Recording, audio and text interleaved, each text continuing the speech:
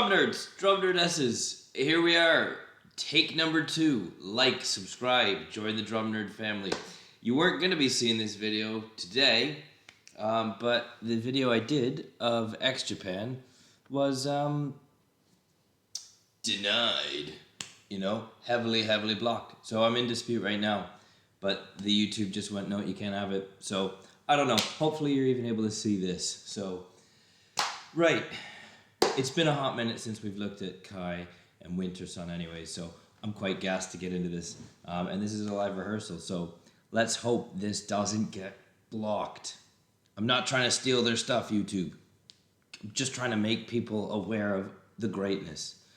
Right, like, subscribe, join the drum nerd family. Here we go.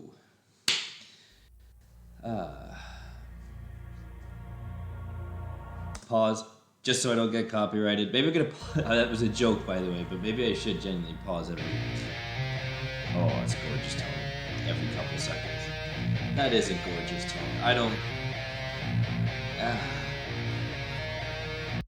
Again, this isn't about the monetization thing. I miss being in a studio. I haven't been in a studio to record an album since about 2019. I'm looking at the album over there on my shelf.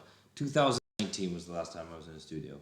I miss it. If you've ever been in one, let me know in the comments below your fondest memories. They look like pretty quick strings too. What gauges, man? They look like telephone wires, which is impressive.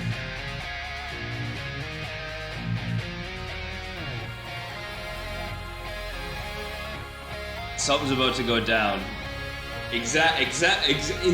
heard me say that. We know it's about to get wild.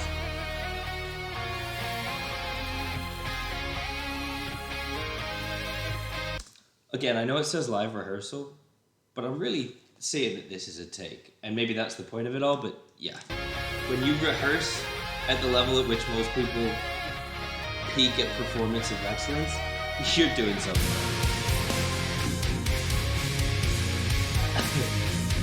I genuinely just love Kai. I want drum lessons. If you're watching this, bud, please take me out of the studio. This is your drum approach and the sounds you get. Just, so unreal.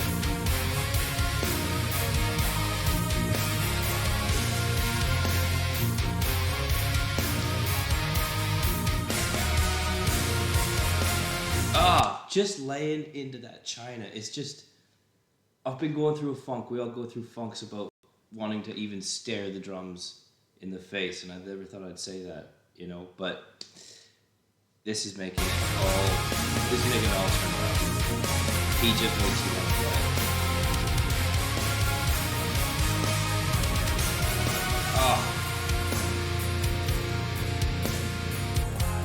Honestly, that's a great snare sound.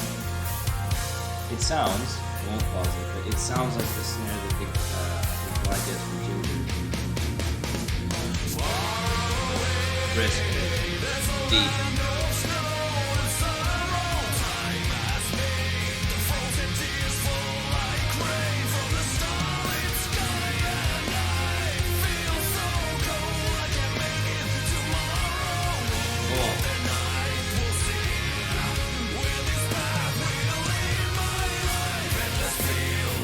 See, again, I'm not saying this because I think I did, but if I did react to this already, it was quite a while ago, and this is, I don't think I did, but hopefully not, but this is just, I wish there was cross-pollination when I grew up, because I didn't get any of this until you, wonderful drum nerds, introduced me to it, so didn't grow up with this, and I really wish I did.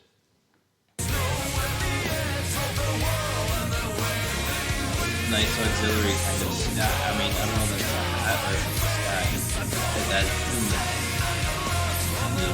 That could be a stack, but it could be an auxiliary package. I don't see a photo, so yeah, no, that's it. That is a stack. And the way, again here, the way you can tell if it's a stack or an auxiliary hat is the top. You got that wing nut with the felt. I should have seen that sooner. A lot of times people will hide their pull rod. They'll adjust it so that the pull rod isn't coming out of the top. I think sometimes Aaron Spear's been known to do that, possibly Dennis Chambers. 20 Orchestra Jr. might have done it too, but so that's how you can tell, is if you see the pull rod or not, but then you have to get a double close look to see if it's a wing nut or just a well-hidden pull rod in and amongst the clutch. Quite low set, but that is a stack of Bizans, sandblasted. They look like maybe 14s or 16s. Gorgeous setup. Benny Greb uses those sandblasted, and his best description, which I will use for this too, is very peppery sounding cymbal. Sounds weird, but it's soft and it's mellow.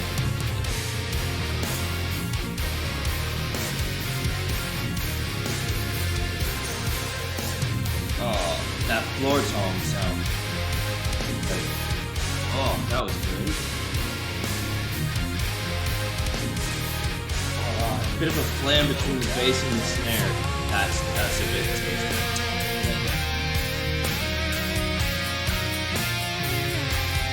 Somebody's using, somebody's got castanets in there. A very, very small flashes.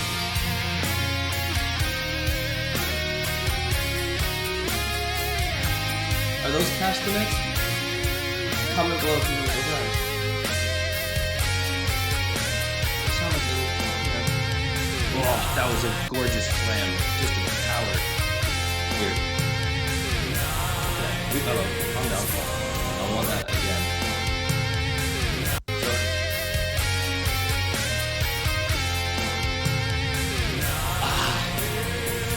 So just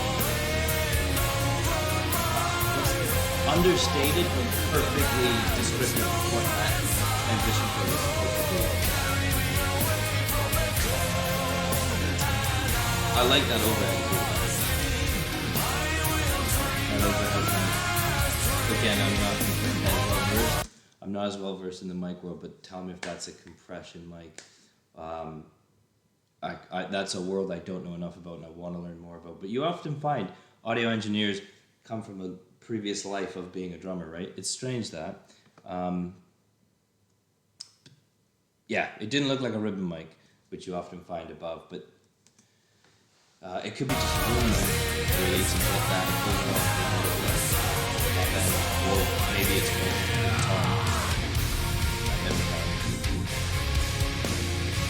it's interesting to just analyze all these. Oh, that's it.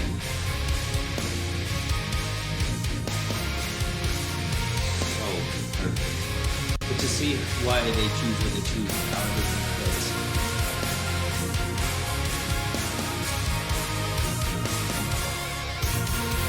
Ah!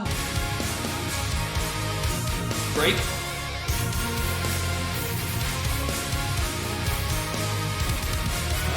Ah. Nice double pedal there.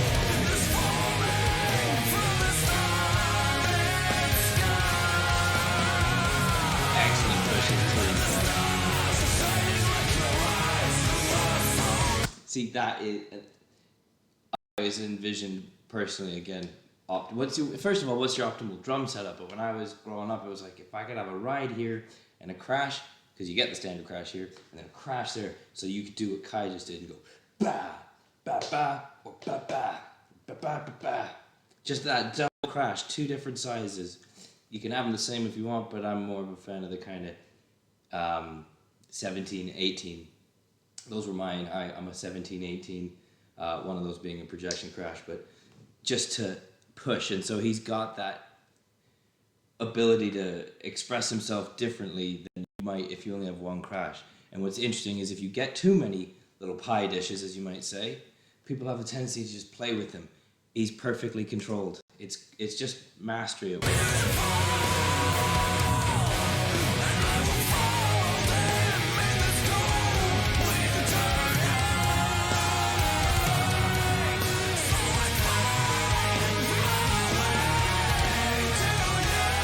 I'm gonna hold this now just in case it's been too echoey and reverby. Did you catch that? Did you catch that little fill though? That little fill, it was a drum beat, but he just tapped on some of those toms. Listen.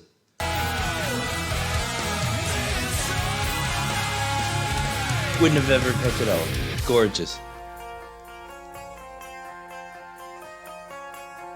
That's the thing, not all fills have to be you know? They don't have to be that. It could just be or pa. Ah, right to perfectly state what I just said about those double crash.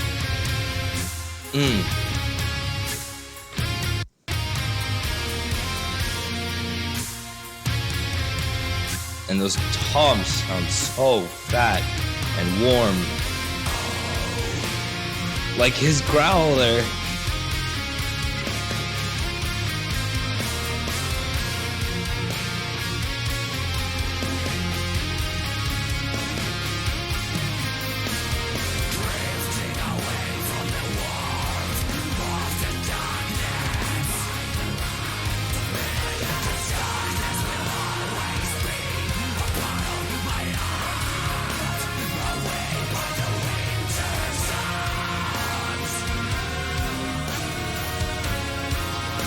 So we've totally changed the feel by not changing anything other than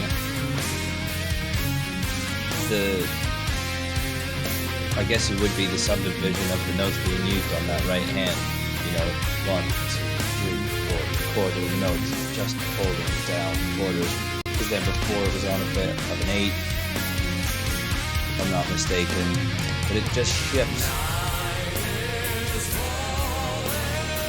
Because that's just chunky and non-moving in terms of it's not moving in terms of not going anywhere. It's so much more not angular, but it's just it's almost like a tank. Whereas the other bit you can think of as more multifaceted. I'm not explaining myself well, but it's just that I'm trying to explain something that's kind of unexplainable in terms of the feel that you give when you choose to use quarter notes, which is, never thought I'd be trying to describe that, but it just, you can feel how it shifted the song's nature, right?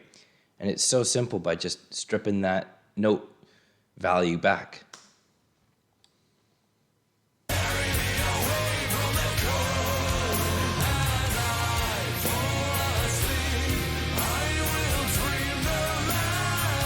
And again, not saying this is synonymous with right now, but where you place that backbeat also gives that feel. So there's just so many different ways that you can affect how the song sounds. And it doesn't have to be complicated.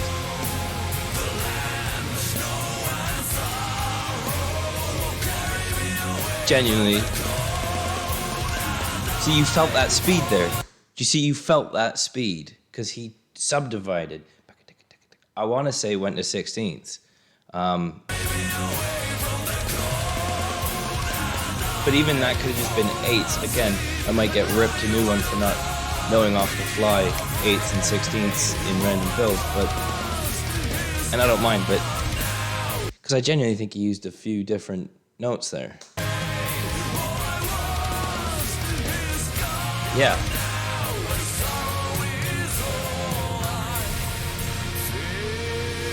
Awesome. I genuinely just want to go for a beer with these guys, you know? They just seem like cool dudes. Yes. See, he agreed. He was like, oh, Colin, you want to go for a beer? Yeah, all right, mate. Yeah, we'll do that. Look. See? Hey, you want to go for a beer, mate? Do you want to go for a beer? Yeah, all right. See? Agreed. Kai owes me a beer.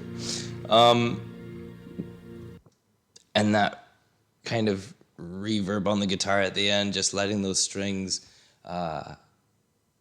resonate. They're just resonating. They're just doing what they normally do, and you're not palm muting it or choking it or anything. What an experience. I've missed Wintersun and Kai. I really hope this video actually gets onto the YouTube and you don't bump me off. It's been 14.5 minutes. Like, subscribe. Thanks for sticking with me. Let's really hope this gets on. I got some lunch cooking over there, so I best be going. I best be how are you now? Okay, so if you know, you know. Okay, I'm gonna head out now. Be well. Again, thanks for sticking with me on this journey. I hope YouTube doesn't keep blocking and restricting all my videos. so that you can all get stuff. Okay, be well, stay safe, keep your stick on the ice.